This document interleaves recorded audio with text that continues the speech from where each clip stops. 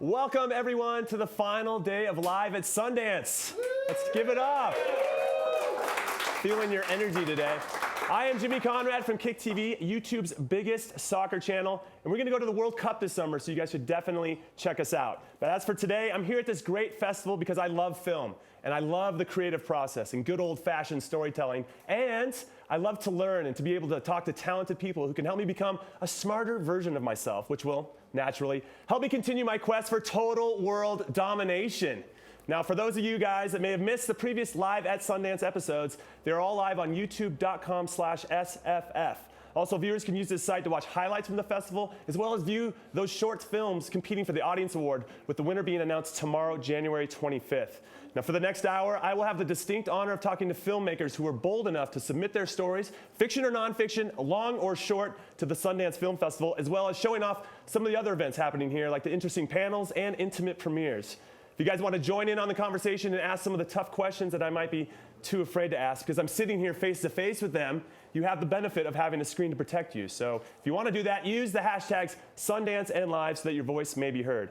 Guests on today's show include Jeffrey Radice, director of No No, a documentary, Brian Knappenberger, director and writer of the internet's own boy, The Story of Aaron Swartz, cast and crew from the short Chapel Perez, and director Todd Miller of Dinosaur 13. We'll also be joined at the end of our show by Tabitha Jackson, the director of the documentary film program, as well as Rick Perez, director from Cesar's Last Fast. But first, we're joined by Michelle Satter, founding director and feature film program director of the Sundance Institute. Welcome, Michelle. Thank you for coming on the show. Let's give it up for Michelle, everybody. So, rumor around the festival is that when I'm in close proximity to you, that I naturally become smarter. True or false? True. True.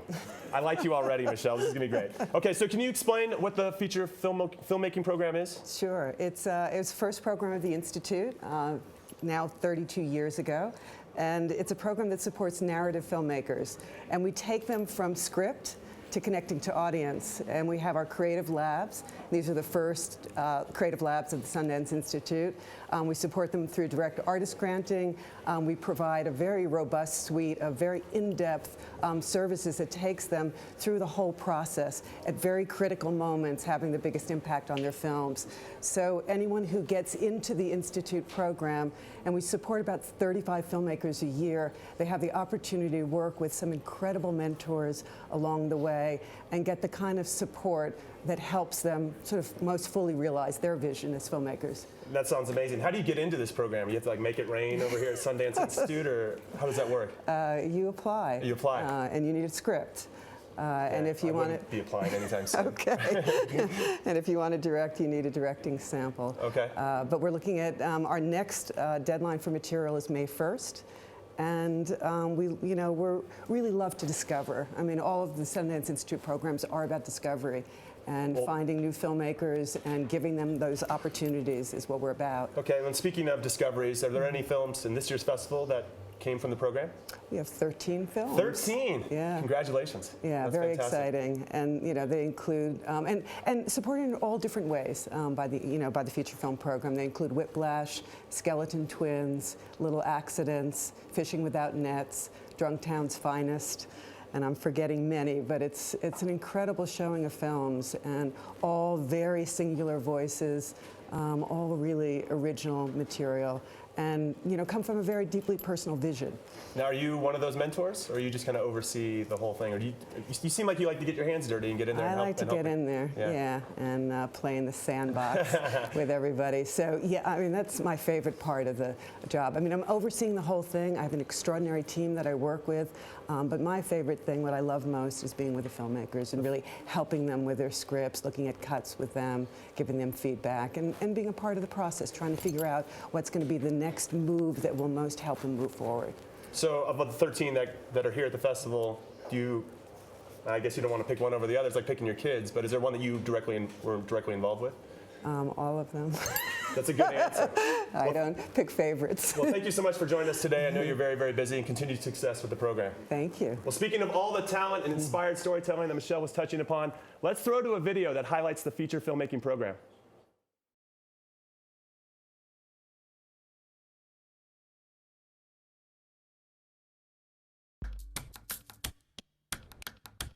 The lab program is the engine that drives the whole thing, and that was started in 1981. We thought, well, someday this may work. The Institute is the beginning of the real independent film movement in America. In the 70s, there was a hunger for something that was more honest and personal, and I think that the Sundance Institute promoted American artists to start doing that. We had to put the focus on the more humanistic side of it, which means story. What is your story? How are you going to tell your story? And develop the skills of these filmmakers so that they can get their films made, and then maybe get into the marketplace in ways that they hadn't before.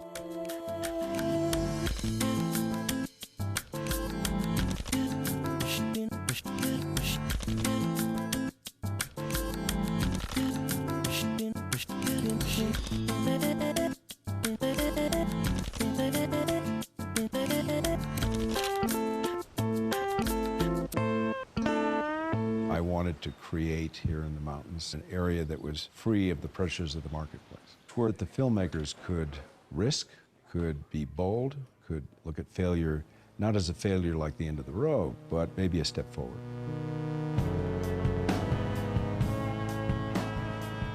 In the world we live in today, things don't have time to develop. It's really a privilege to be given the opportunity to have that process. To reimagine what is the best thing that this can be.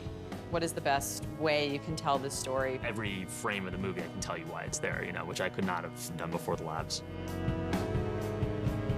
During the lab, we ask each of the filmmakers to choose the scenes that they're going to work on here that they feel most challenged by.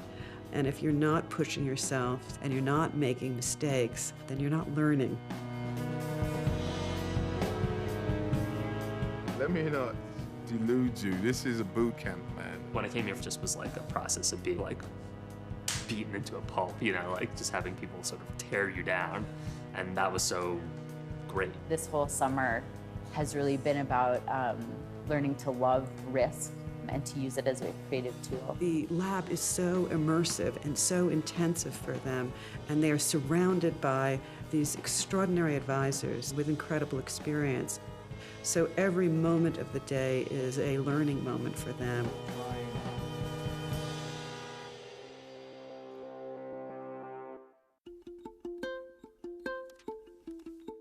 Six filmmakers from the Directors Lab go on to the Film, Music, and Sound Design Lab and collaborate with a composer and sound designer. To think about, how am I going to, with sound, help pull people in to this world and help tell this story?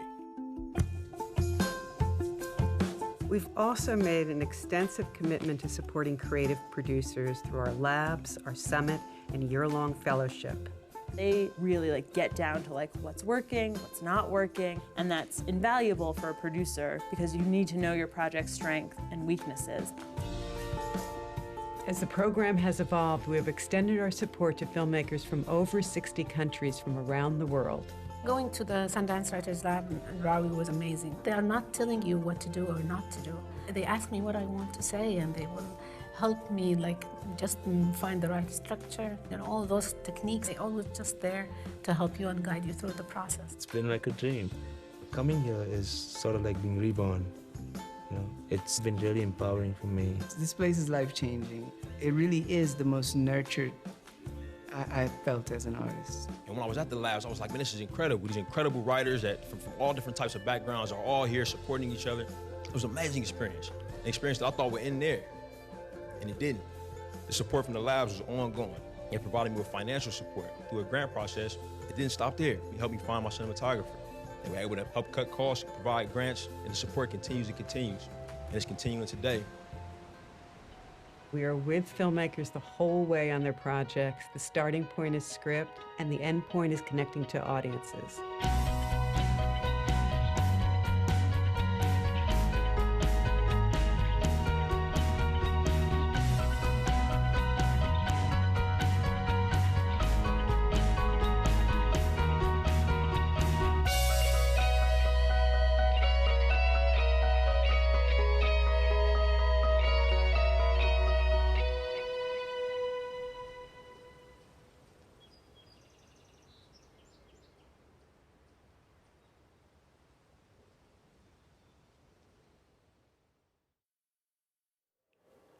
At first glance, my next guest's film, No No, a documentary, tells the unique story of the Major League pitcher Doc Ellis, who threw a no-hitter while tripping on acid. And what a legend, who does that? But as director Jeffrey Radice reveals, Doc's story reaches far beyond that game, exploring issues of race, competitiveness, and a crippling fear of failure. So let's please welcome Jeffrey to the set. Jeffrey, how are you? I'm doing well.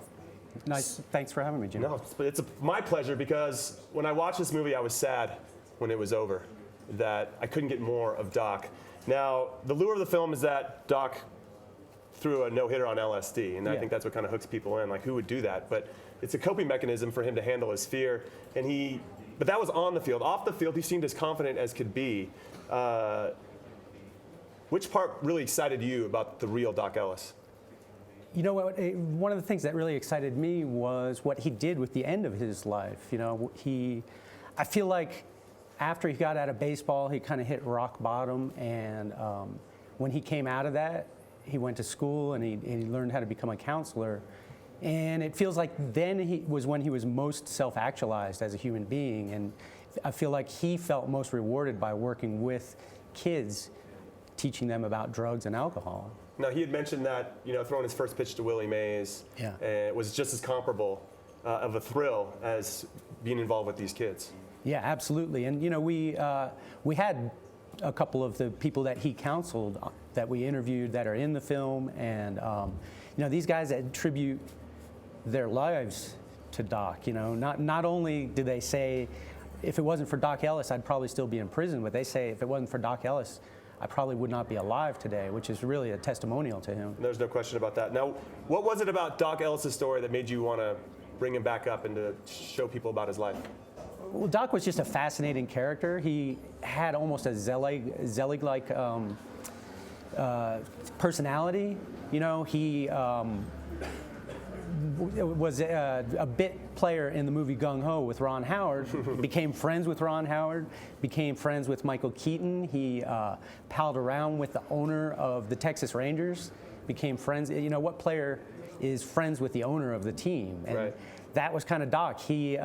What drew me in was his biography was written by a poet, Donald Hall, who later became Poet Laureate of the United States. What athlete has their biography written by a Poet Laureate? Yeah, he definitely had his tentacles all over the place and in different fields. Now, like you mentioned, Doc was in the limelight for baseball and into a social lifestyle, but was also an agent of civil rights. Yeah. Could Doc be a role model for young athletes today? Oh, absolutely. I think that, a Doc Ellis type of person he didn't worry about the brand, his personal brand. He worried about being Doc, being true to himself. And so he spoke up whenever he felt like he saw injustice. He spoke out. He spoke up about, when it's funny because when he wore the curlers on the field, he talks about it from a couple of different angles. But one of them was, don't talk to me how I dress. Talk to me about how I play. And I think, other players could definitely take an example from that. Including, Muhammad Ali is not a player anymore, but he was somebody that was very similar to Doc, who would just say what was on his mind. If he saw an injustice, he would speak up. They ended up becoming friends. They were both loud and brash and crazy, but it was always with a wink. There's always something knowing about their behavior. Can you touch upon that a little bit? Yeah, Doc was known as the Muhammad Ali of baseball. I think he might have coined that term, but the press is kind of... That's what I love. He's a self-aggrandizer. Yeah, and there's a great scene in the movie because we asked the players that were on the Pirates team, what was your favorite Doc Ellis story? And to a man, they would all say, well, the time that Muhammad Ali came in to the clubhouse. And that wasn't something I was familiar with, and there was no footage of it. So we had to kind of recreate it with some animation. Kevin John, who is an incredible artist that does athletic portraits, did some portraiture, and then we animated that, and it's one of my favorite scenes in the film for sure. No, it's a great film and one of my favorites here at the festival. Now, how much of effect did Roberto Clemente's death have on him, a man who didn't show much vulnerability? Well, I think that Roberto Clemente was an incredible mentor to Doc. They roomed together in 1965 when Doc came up. He became, a member of the Pirates in '68, but he came up early. And Doc learned a lot from him. And then when he died in that horrible plane crash, I think Doc really, I felt like it spun him out of control a little bit. And his drug use went up after that. And he just, I think it impacted him because he just He felt like life is short, and I don't know what's going to happen next. So yeah, he basically put the gas pedal down to the floor and just went for everything. In every way. He lived it in extremes. Now, he did end up getting a letter from Jackie Robinson, which for me is one of the most powerful moments of the movie. When he's reading it, because he starts to cry. Yeah. How much did that letter have on his life? We talked about Roberto Clemente having him kind of be inclusive. What happened then after that? Well, so in 1971 for the All-Star game, Vita Blue was having a phenomenal season. I think he had 17 wins by the All-Star game. And so he was a lock, and he was the first African-American pitcher that was going to be in the All-Star game. And Doc kind of played the press a little bit and said, well, they're not going to start a brother against a brother. And Jackie Robinson really appreciated what Doc was saying and wrote him a letter. And that letter, I mean, quite clearly, the emotion that he gets reading that letter in the film is palpable. You can feel it yourself. Mm-hmm. And, I think that letter influenced him his whole life. Yeah, there's no question. And I think could end up leading him to what he ended up doing at the latter stages of his life, which is helping troubled youth. Now, even during Doc's career in the 70s, players admitted to drug abuse. What are the similarities and differences with athletes and drug abuse today? I think that there's a lot of similarity. To get to that level, you really have to perform. But to stay there, there's a lot of fear of failure, that you're not going to be able to maintain yourself at that high level. And in Doc's era, it was mainly greenies. But I think that the steroid era, there's not much of a difference. These guys were trying to maintain their performance. I think it's not just baseball, it's professional cycling, and probably all athletics. Not soccer, just going to throw that out there. Now, based on your filmmaking and research, what do you think Doc would say about baseball and sports, with what they've become today? I think that Doc, directly after he became a drug counselor, he was working with the New York Yankees. Steinbrenner had him on retainer. And he was trying to put through this program for baseball to treat addicts. And I think he would say that they still haven't really implemented the program that he asked for, which is, they do this 30-day, they want a 30-day Betty Ford style treatment program, but what you need to do is a long-term program and a lot of aftercare, and I think he would be and education, right? Yeah, he talked a lot about educating the young players about while they're still rookies and when they're in the minor leagues. I think he would be disappointed that Major League Baseball really hasn't done what he asked for and what he was proposing. He went to a lot of the teams and gave them a program, and they haven't implemented it, and that may be why the problems are there still today. Well, Jeffrey, thank you so much for your time. Thank you, Jimmy. Thanks for diving deeper into a story of Doc Ellis and the story being true to yourself. And congratulations on all your success. Well, thank you very much. All right, now let's throw it to a clip from This Is Not a Panel discussion, an interactive conversation that brought together directors from Listen Up Philip and Kamiko the Treasure Hunter to talk about what inspires their work in filmmaking. So we're doing good in here, everybody. Having fun? This is not a panel. Don't take notes. Don't learn from us. Do you write in public? Do you go to the coffee shop, or do you isolate yourself? No, I just sit at my desk. I don't know how people can do stuff in public. I mean, like around other people and noise. It's just people are like, I just gotta get out of my house, and it's like you need a better house. I think the better question is, has, let's say, a best Oscar screenplay been written predominantly 80% while wearing sweatpants? Do you think anyone has written an Oscar-winning screenplay in sweatpants? I mean, there's some fat, slovenly screenwriters who definitely wear sweatpants.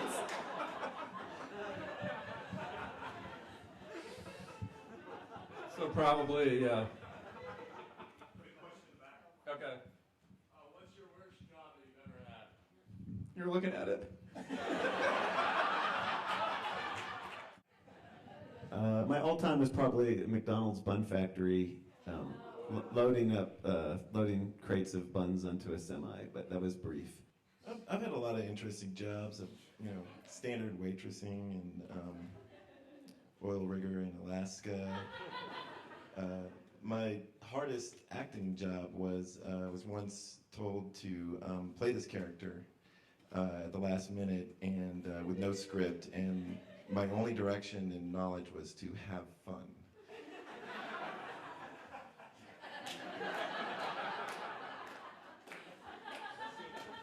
And it was a little awkward. Okay, you know what? I'm going to interrupt you, Jenny. I think we have someone else on the line. Can you see me? My dad loves Steely Dan,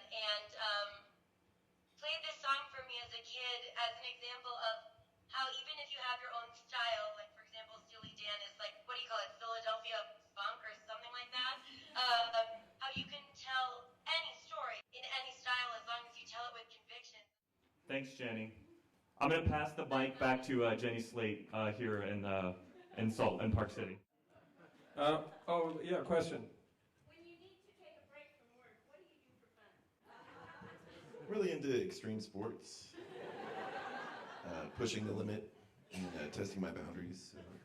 I would say going to a movie, eating dinner. This is pathetic.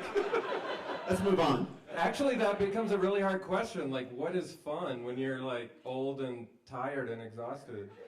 Let's end it while you guys are just fired up and exhilarated.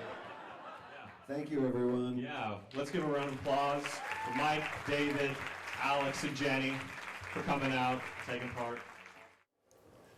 For those of you just joining us, I am Jimmy Conrad, and you have landed on Live at Sundance. We're broadcasting live from Park City, Utah until noon Mountain Time, so ask any of my guests a question using the hashtags Live and Sundance for a chance to have it answered on air. Now for our next segment, I'd like to welcome Brian Knappenberger to set. Brian is the director and writer of The Internet's Own Boy, The Story of Aaron Swartz, a documentary that profiles Aaron, a computer programming prodigy that led the internet community into a new age of data sharing and free speech, and then eventually paid the ultimate price. Welcome to the show, Brian. Thank you. Thanks. Okay, so for those people that aren't familiar with Aaron, who was he? He was a child prodigy, software prodigy, who's at a very young age put his fingers sort of all over the internet. He was a contributor to RSS. He was the architect of Creative Commons. He was a co-founder of Reddit. He rather decisively turned his back on that kind of build-to-flip startup culture, and after they sold Reddit and he became very rich, he went into political organizing and social justice kinds of issues. And he was incredibly good at it. He really sort of used the full force of his intellect and skills, But and just his passion. Didn't just do that like as a grown man. He was doing this at 13, 14, 15 years old. Yeah, the early internet stuff. Yeah, he was incredible. clearly contributing at a very high level at a really young age. And then, but I think he kind of pushed out of those areas in which he was a natural kind of prodigy into areas in which he wasn't as naturally skilled at, but applied those same skills and became an incredibly effective and brilliant sort of political organizer. But then the film also follows a 2-year legal nightmare that he got into when he allegedly downloaded 4.7 million academic journal articles from the online service JSTOR. Okay. And then ultimately committed suicide. And the emotional, financial pressure that eventually led to his taking of his own life at the age of 26. I didn't want to give away the ending, but that's how it goes. So what I found interesting about this movie was based on his personality. He was always pushing. He was always swimming upstream. If people told him no, he was definitely going to make him say yes at some point. Do you think he was ever going to be happy, or do you think that was something that was always going to elude him? It's an interesting question when you're making a documentary about somebody who took their own life. There are lots of mysterious questions in there in that realm. Was he happy? Was he ever going to be happy? People in the film close to him said that he was an optimistic person, even if he didn't feel optimistic. I think that it seemed to me, in looking at lots of footage of him, that he wanted to, he felt deeply upset with the problems of the world. Like it's almost like he deeply internalized those issues and wanted to fix them. And I think that is something that really, truly kind of troubled him throughout his life, that he wanted to use his skills in order to sort of fix the world. Tim Berners-Lee said he wanted to fix it. Right.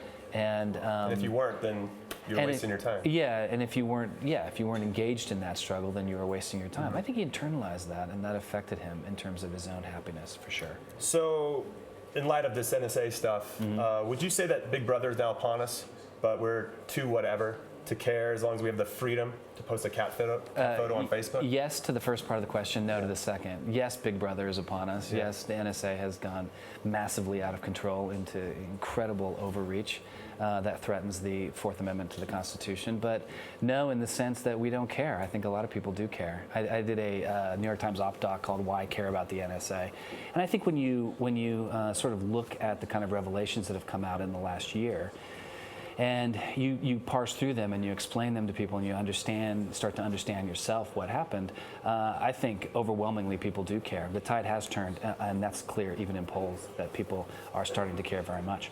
Now let's talk about the case specifically. Tell us about how the prosecutors handled it. I mean, what was wrong about it in your opinion? Well, there's lots of things wrong on lots of different levels. One is a kind of institutional level in which we have given prosecutors way too much power over the cases that they bring. It's a big problem. You know, lots of people are forced to plea out. In fact, 97% of the people in our criminal justice system take a plea. It's absurd to think that 97% of the people in our criminal justice system are guilty. Wave the white flag too. They're not guilty, Yeah. right? Right. 3% of cases go to trial. Right. Obviously, something's wrong here. It's that you know, we have mass incarceration in this country. 2.3 million people in jails and prisons. Another 5 million people in the control of the criminal justice system, parole and probation. We're the country with the largest rate of incarceration in the world. Even, by the way, in comparison to countries in which we routinely criticize their human rights records. So there's a problem with the system. There's a problem with this individual prosecutor too, and that he took it personally and really wanted to go after Aaron and make an example out of it. Yeah, that's unfortunate. What was the most compelling thing you uncovered about Aaron and his story? One of the most compelling things, I mean, there's so many compelling things, but one of the things that shocked me was at the end of the film, we decided, look, you know, he's been involved in so many things. I'm just going to make a list, right? And so I'm going to list everything that every website that he founded, every sort of kind of social justice cause that he was involved with or lent his sort of prodigious kind of programming skills to. Or any sort of group that he founded, and that list is crazy. It's almost like the credits of the film. It goes on, and you can't. We have to do it so fast you can't even hardly, you know, read each individual line. So it really speaks to the amount of work he did, the kind of tenacity that he had for doing good, and it's inspiring in the sense that, you know, it's like what are your skills in the world, and how are you engaging them? You know, are you spending your time doing the most you can? And if not, why not? Right. Now, what was your goal when you initially set out to make Internet's Own Boy? Yeah. And do you think you achieved it? The goal, you know, I make films to try to understand things that I'm in the world that I'm responding to. It's almost a kind of an emotional reaction. That's how this film was. I started filming before I realized I was making a film. I kind of always carry a camera with me. I deal with the world by interviewing people and trying to understand it, and that's how this film started. And in a hacker conference that I was on a panel on just after he died with people that knew him. But I spoke with his father maybe a month after that, and that's when it really clicked. I mean, I wanted to tell, the goals were to tell his story, and on a personal level, but also all of these interesting and I think really relevant issues that his story brings us into along the way. Well, Brian, thank you so much for your time, and thank you for telling this very important story. Thanks for having me. It's been a pleasure. Yeah. All right, next, let's head out to the premiere of Life After Beth, a film that merges the genres of a young love story and a zombie movie, to hear from the cast.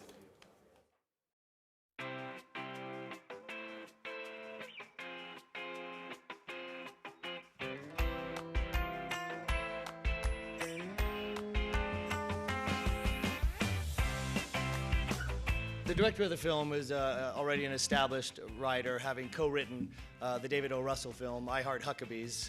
And it's a real pleasure to have him here with his directorial debut that will make quite a splash. Thank you guys for coming. I want to thank Sundance for making this possible. It's definitely a dream come true.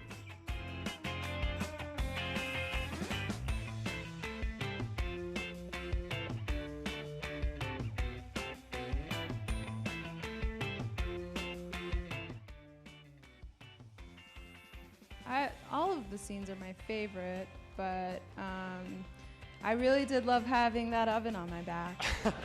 That was really special. She blew her back out and thought she had, she burst an internal organ, so for real. So it was a lot of fun. Did you feel like you looked at many zombie films for inspiration, or you more looked at, outside? I mean, I've seen a lot of horror movies, but I didn't look to zombie movies for inspiration. I didn't want to steal from the zombie genre, because I felt like in order for this to work, you'd have to kind of subvert that and not really even use any of the tropes or anything. So I just knew the events that were happening and figured if you treat them more phenomenologically as opposed to think of it as a style. There's some connection between dead people in attics for me. The gist is, when you're undead, you're neither dead nor alive, so you short circuit these words that we think mean something, so nothing is absolute. And so, like, you know, you'd be living in the attic instead of on the ground floor. You're putting mud on the inside instead of on the out. It's just like weird flip stuff that I figure if your brain is deteriorating, you start doing. It's also where the memories are stored.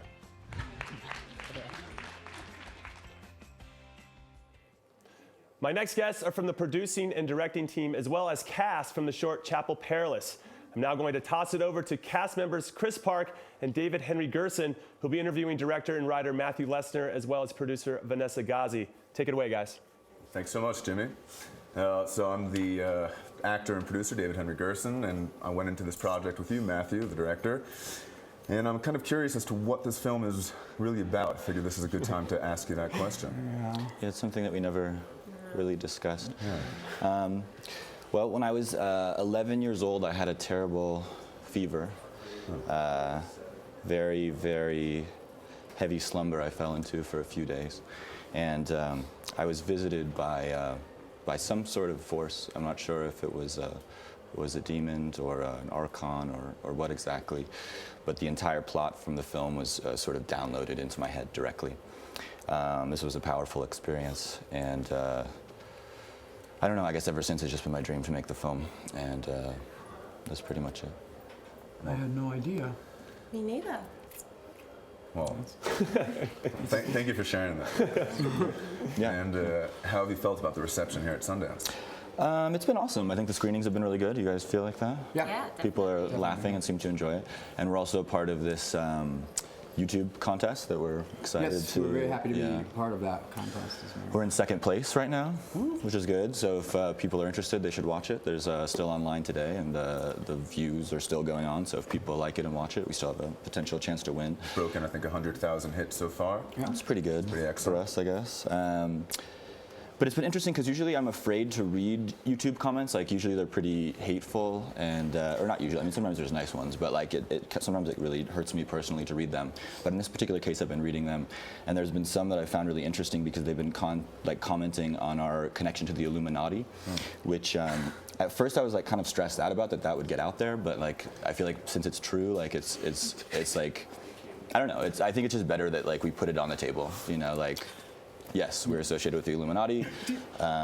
Yes, that's how we got here, and you know we're not really hiding that. But that shouldn't prevent people from coming in and watching the film and enjoying it. You know, I mean, I don't know. I don't know if that was a problem for you guys at all. I had no idea about any of this stuff before working on the film. But does it bother you now? No, I'm just concerned about your visits from deep. For a long time. So it happened when I was 11, but it didn't come back to me until I was bathing 3 or 4 days before we shot the film. So it sort of reinserted into my head as I was taking a long soaking bath in apple cider vinegar at David's place. He had like a beautiful tub, which is featured in the film actually. Yeah. And so it sort of came back through, and then we knew that we were going to shoot in a few days. And I don't know. I was pretty impressed with the time between when the script was actually written down and when we shot it, because it was only I think it was written on a Monday and we shot it on Friday, right? Yeah, I think we're probably the only film short that had such a quick turnaround. Talking to the other filmmakers and directors, it took about a week to write it, develop it, and have it in the can. But it sounds like it's been years in the making from when the demon. No, it had, and it was interesting because I think work was going on in a different part of my region of my brain that I can't normally access. And so I think work had been done for quite a while. So even if it was only even if I only showed you the script on a Tuesday, there had been a lot of work going on for a long time. Well, in a way that I can't fully understand and still don't fully understand. But I don't think that should stop us from, from expressing what we need to express. You know, sometimes people ask me what the film is about, and I get a little sad because I don't know what the film is about. But I don't think that should stop you from expressing yourself. You know, I think that. Sometimes you understand exactly why you're doing what you're doing. Other times you don't, but I don't think that should stop you from, realizing your dreams and visions, however they should manifest. Absolutely. And hopefully, can ask some questions. Happy now? Well, I don't want to go. Like I said, I don't want to fully commit to this being a demon. Like something from another. Isn't that the term Chapel Perilous is really about whether you're not sure whether something has been hindering you or aiding you from outside the natural realm. So It's true. maybe that's sort of. It's true, and that was the experience that I had. That's great. That's kind of where the entire thing was born from. So are you going to make it into a feature?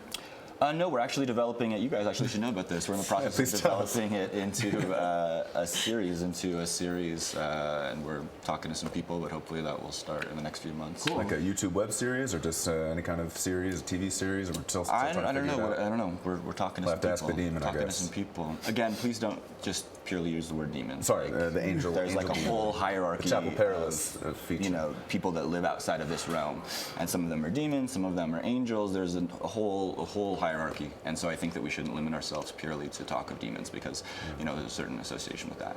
Illuminati, okay, demons. I don't know. Want to be careful. Well, we're thrilled to have been on the show, and we're really happy to be part of this YouTube Thank you so much. competition, and Yeah, hope you'll watch the absolutely. film online. And thanks so much, Jimmy. Watch it. No Please problem. watch it. Please watch it. I appreciate you guys coming on the set, and I wanted to say that I love that Capri Suns were featured so prominently in the film. I was a magic prop, and I was like, I'm in. I don't know what else is going on, but Capri Suns. That's all my mom would feed me while I was in the fever dream. It's just I was covered with Capri Suns. Well, as a reminder, guys, Chapel Perilous is up for the Shorts Audience Award for this year's festival. And like they mentioned, every view is counted as a vote. So head to youtube.com/SFF to help determine the outcome. And the big winner will be announced tomorrow. So there's still a lot of time to view and vote. And up next, let's meet Kat Candler, whose film Helen originally began as a short. When we were shooting this short, I had no aspirations for making a feature whatsoever. It was just this little nugget of a story that I really wanted to make something, and that was something that was exciting to me and my producer at the time. And then when we were shooting it, I fell in love with the world and the characters and wanted to kind of continue that journey with them. Hi, I'm Kat Candler, and my film Helen is playing in the U.S. Dramatic Competition at the 2014 Sundance Film Festival. Helen is about a father, a single blue-collar father, and his two very unruly boys, and they live in a small refinery town in southeast Texas.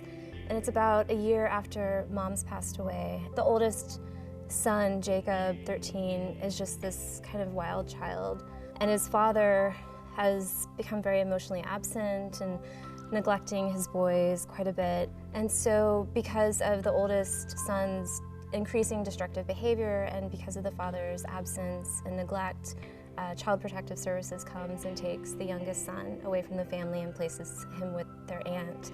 And so it becomes about a father and a son learning to take responsibility and ownership of their actions and learn to take care of each other in order to bring the youngest boy home. Helen, the short that we had at Sundance in 2012, was loosely based on a story that my Uncle Frank would tell at Thanksgivings and holiday gatherings about how he and my two uncles set fire to my grandfather's Jeep when they were little, and the aftermath of what happened when my grandfather came home. And when we were shooting this short, I really fell in love with these characters and this struggle between parent and child, especially in the aftermath of a death and just like a single parent wrestling with trying to be a good parent. And someone was like, I think this world lives in Port Arthur, Texas. And the wheels, the little story wheels in my brain just started spinning rapidly. So I took that crux of that parent-child dynamic from the short and using the death of the mother as sort of the launching point to kind of figure out what happens afterwards and like how these characters really deal with grief in very strange and kind of messed up ways that further them apart. And then eventually, how do we bring them back together? Aaron Paul plays Hollis, father in the story, and he just kind of absorbed that world and the place very much so. Josh Wiggins plays Jacob, the 13-year-old boy, the hellion, so to speak, and it was one of those just magical moments where Josh walks into the room and starts reading with Aaron, and I think I looked back at my casting director with my little eyes lighting up and being like, there's something here, there's chemistry here, these guys. I feel like they're father and son. Probably with audiences, just that parent-child kind of universal struggle and relationship. Ultimately, I just hope people think it's honest and can really relate to it.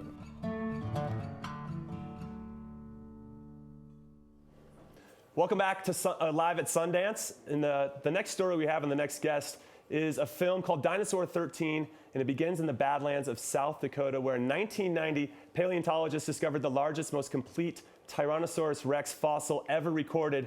And joining me now to talk about where the story went from there is documentary filmmaker and director Todd Miller, someone I like to call T-O-double-D. Hi, what's up, Todd? Thanks Nice for coming to meet on. Okay, so you based the film off this guy, Peter Larson. Who is he, and why did he become the center of your film?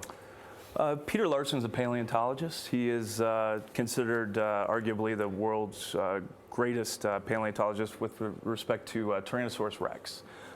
He's been working in the Badlands of South Dakota for the better half of 40 years, and actually better half of 60 years. He's been doing this since he was a kid, living on the ranch in South Dakota. So I read the book that he had written, which was his memoir, which told the story of his time with Sue from 1990 to 2000. So the film tells that period, that 10-year period, and it's basically his memoir. And I read it and was just, instantly fascinated with it. And luckily, we pitched him the idea to do the film, and he said yes. I was fascinated by it as well. I was watching it, and I had a couple things that I needed to do, but I just couldn't tear away from it. And those things, my wife was looking for me, and it's a long story. But again, it's just a really engaging film. Now, like you said, the major conflict is where they had found Sue, right. this T-Rex. How many groups of people were trying to stake claim of her as a result? Well, there was 4 claimants to Sue. One was Peter Larson and his team at the Black Hills Institute. Mm-hmm. The other was the U.S. government. The other was the Cheyenne River Sioux tribe, which was an Indian reservation that's in South Dakota. And the fourth was Morris Williams, who was the landowner, who was a quarter Cheyenne River Sioux. So it all kind of murky, though, due to some antiquated laws based on the U.S. government. I mean, it just seemed incredibly unfair that the FBI, they end up coming in and seizing Sue. My initial instinct wasn't there something better for the government to do? I mean, wasn't Pablo Escobar running around that they could have focused on as opposed to some guys that found some bones in the middle of nowhere? Yeah, it's a little murky as to exactly why the U.S. Attorney's Office decided to pursue this case. Mm-hmm. It could have started with a complaint from the tribe. It could have started with the landowner itself. But Kevin Schieffer, who was the U.S. attorney at the time, we had many folks that we interviewed thought that Kevin was a bit of an opportunist politically. But as one of the characters in our film says, Sue came out of this legal netherworld. And it's true, that part of the country, like several pockets around the country, really exists in a legal netherworld that isn't quite defined with regard to trust land through the U.S. Department of the Interior, through the Bureau of Indian Affairs. Well, it's crazy because if they had found Sue maybe 200 yards away, this wouldn't have been an issue since they found it on that. I mean, I'm just saying that overall, but yeah, it's just so spotty, this mapping system. Now, they end up giving $5,000 to the landowner for Sue. It was never said whether he gave that money back or not. Yeah, he accepted the check for the Dinosaur, put it in a bank account. Interestingly enough, it's not in the film, but the Black Hills Institute did file a $205,000 mechanics lien in federal court, and that was dismissed. Okay, so this thing just makes me outraged because it seemed like a witch hunt on Pete Larson, and the judge that ends up trying his case, Judge Batty, seemed to take it very personal, that he was just going to get him and make him a face of this. He ended up going to prison for 2 years for not filling out his forms. It just makes me want to punch everybody that's in there. But there's been some criticism of the film that it's been very one-sided to Pete Larson. How do you answer those critics? Well, one of the things that was important to me was to make an objective film. So when I pitched the original film to Pete, I let him know that. Unlike other people that had come along that wanted to make the film, I said, first of all, it's going to be a rough road. I really want to, approach this objectively. I want to interview everyone first person. And I will say, I think we actually represent the government fairly well. There was 2 very courageous government employees, one at the National Park Service that was on camera, and another gentleman who was with the Internal Revenue Service as special agent, part of the criminal division that was in charge of the investigation. And I would like to just address the issue of the federal government. It's one of these, and I'm not defending the federal government per se as a general, one main concept. I think a lot of people have kind of lumped in all these different departments within the government into the U.S. government, and that's just not the case. These guys, they were doing their job. So, you point them over there, they're going to go over there. You point them in another direction, they're going to go that way. It's the people doing the pointing is where the problem was, specific to this case. Yeah, and his name is Kevin Schieffer. I'm just going to say it. I don't care. I'm just going to say it. Don't like that guy. Okay, now when this first broke, this was a story that I'd never heard about when I was in high school in California during that time period. Do you think the U.S. government could have gotten away with the same thing in this era of social media? No. I think this will never happen again for a myriad of different reasons. One is just that. But, it was covered fairly well by the media. Luis Sojoyas was working for the National Geographic at the time, so he was there during the seizure. That did get some media exposure. But the fact that it took place over such a prolonged period of time, it's tough, in today's by today's media standards to follow something, in a quick soundbite. So I would say that it's tough to see. The laws have definitely changed. So I think that's the main reason. Things like the sentencing guidelines and jury instructions that were imposed by the judge are completely antiquated and not in place today. So he would not have received that egregious sentence. And that's what I think makes me the most outraged about it, because there's just so many people that could have done the right thing. The U.S. government could have just said, hey, we'll work with you.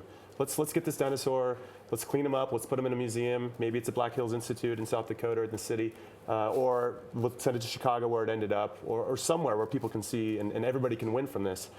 Why do you think they took that step? You think it's just strictly Schieffer with an agenda? Yeah, I mean, again, it's there's some things that aren't in the film that, on the government side of things that, I think hopefully, with the film coming out, we'll learn. But I think there's a lot of things that we just won't. And that's just the way it is. Yeah, it makes me want to fight somebody. That's what it wants to do. Well, thank you so much for joining us on set today, Todd. I really appreciate your time. Now let's take a look at Song 1, a film based on the power of music. Roll the VT.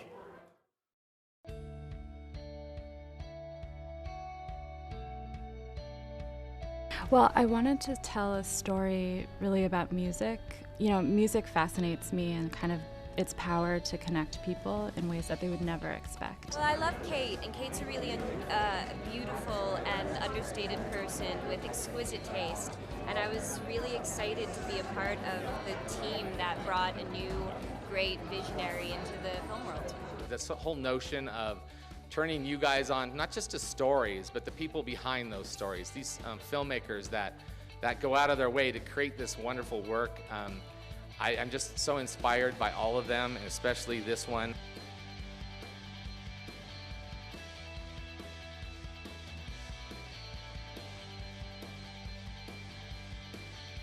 I like beautiful movies, and I think they come in all sizes, and I never really think about things in terms of, is this a big one? Is this a tiny one? I just really like to work, and I just like to work with people that inspire me and be a part of things I believe in. And it's really nice when that works out. And this one was that in spades. At its core, documentary storytelling at the Sundance Film Festival encourages the diverse exchange of ideas. Sundance believes that these stories and ideas are important towards reinforcing an open society and public dialogue about contemporary issues. To hear more about Sundance's work in the documentary space, I'm now going to toss it over to Tabitha Jackson, director of the Sundance Documentary Film Program, as well as Rick Perez, director of Cesar's Last Fast. Guys, take it away. Thanks, Jimmy. So Jimmy's decided he just can't be bothered to talk to us, so we're going to talk to each other. We have to take it over. Okay, we'll do it. So our relationship is, it's all above board, but we work together in the documentary film program. Can you just tell me what your role is? Sure. As you know, and I'd like everybody else to know, I'm the director of creative partnerships at the Sundance Institute's documentary film program. And I also have a documentary film in competition called Cesar's Last Fast. And Tabitha, tell us what you do. Well, thanks, Rick. I'm the brand new director of the documentary film program, so I'm your boss. Okay, so I'll take it easy on you. Okay. So tell me what the documentary film program at the Sundance Institute does.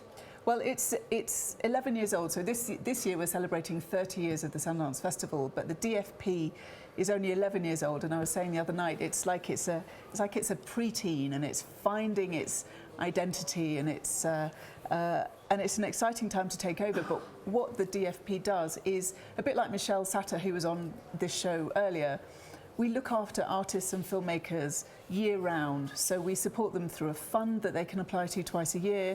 We support them creatively in our amazing creative labs, and we just give them what they need. Along with artist services, we can help them with distribution to do that. And now you, Rick, because you work for the DFP, but you also have a film in the festival, now you can take advantage of all that loveliness as well. It's probably worth just tell me about your film. Tell the audience about your film. So Cesar's Last Fast is a documentary film about Cesar Chavez, an American civil and labor rights leader. And the film focuses on his intense spiritual commitment, as reflected by this fast, where he drank only water for 36 days, as an act of spiritual sacrifice to dedicate himself to protecting farm workers from pesticides. And what made you, I'm always interested in what makes particular filmmakers feel compelled to tell particular stories. Why you in this story? It's a long story, but I have a close link to the farm worker movement. My dad was a farm worker, and my older brothers and sisters were really active politically at that time. And through a sort of sequence of what I call karmic events, the story really came to me. It was an opportunity for me to work with this footage, and I started looking at it, and I saw this story that emerged, which was around his fast. So it was kind of a organic process. I didn't go out to find a story to make, but the story really kind of came to me, and I just sort of worked as best I could with material. And how's it gone? How have the screenings gone? It's fabulous. I mean, so many people don't know about Cesar Chavez today. So one of the things I think the film does well is really fill in the blanks about this really kind of intense American hero and this untold chapter in the story of civil rights in America. So I get all these accolades and sort of compliments about the film. And then it's just fun being a director at the Sundance Film Festival. And my favorite part of my favorite event was being at the Participant Media and Pivot 10th anniversary party. So my team and I were dancing and rocking out, and one of my favorite keyboardists of all time showed up and did like maybe an hour in improvised set, Money Mark, and I was like psyched. I got to walk up to him like, Money Mark, man, I'm making this song about Cesar Chavez. He's like, oh, I'm so down with Cesar, like, hey, where do you live? I'm gonna come to your house to see your film. I'm like, yeah, bring your keyboards, we can jam together. Where do you live? I want to come to your house. That's quite, that's yeah. He's like, I live in your neighborhood. I'm like, let's throw down. Fantastic. That is brilliant. I mean, just thinking about the art forms, you could, not you because you're a documentary filmmaker, but there could be a narrative film about Chavez. What power does documentary bring to it? Why did you choose this particular way? Well, I love documentary because I think it's essentially rooted in some element of the truth as we see it. You're working with real material. Now, of course, we're all subjective, and the way we sequence a story and put this material together is all filtered through our own life experience. But the primary power of it, I think, is that it's a variation of the truth, rooted in the truth, and there's nothing more powerful than the truth. Wow. Yeah. I'm going to give you a raise. Good. Here's another word. I use big words. Verisimilitude. Yeah. That's why I like documentary filmmaking. Right. Go to dictionary.com, y'all. That truth, that notion of the truth is what, I mean, the truth is also to be found in narrative. Just because you're constructing something, you're still trying to find the truth of it.